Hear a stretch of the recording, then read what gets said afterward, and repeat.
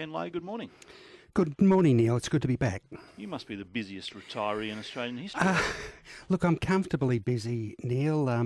I must say, it's nice not having phone calls in the middle of the night from politicians and from media types. So I do sleep a lot better, but during the day I am quite busy. With this job, the politicians might be back on the phone. It's a very tough job politically. Yeah, it is. It is, Neil. But it's an organisation with a wonderful brand. It's an organisation that provides a wonderful service to the community of Victoria.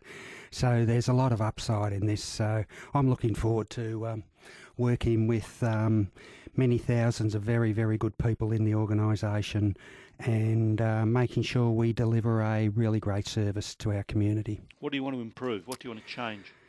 Are response times an issue?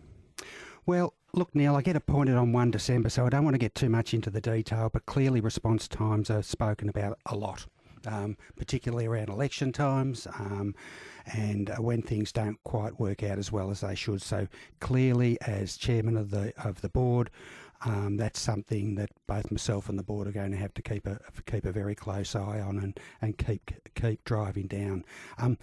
Some of the challenges, there was some awful stuff reported not so long ago about health and welfare of some of our paramedics. Suicides, stress. I've come from an organisation that had some similar challenges to that, so I think I've got some things to bring to the table there.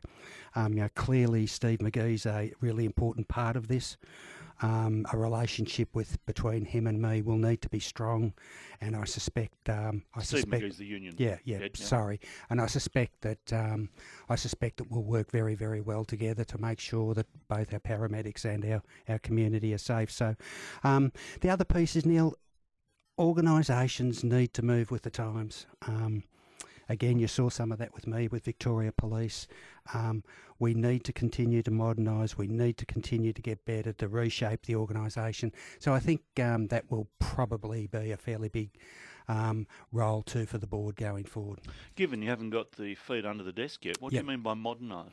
Well, sometimes agencies, particularly like police, sometimes like ambulance, we get stuck in the past, and you're probably aware that government have created a committee to look at Ambulance Victoria's culture and what the future might look like. So that's starting to do that work now about where they can get better. As you say, we've seen some pretty torrid times in the past with things that perhaps haven't gone as well as they might.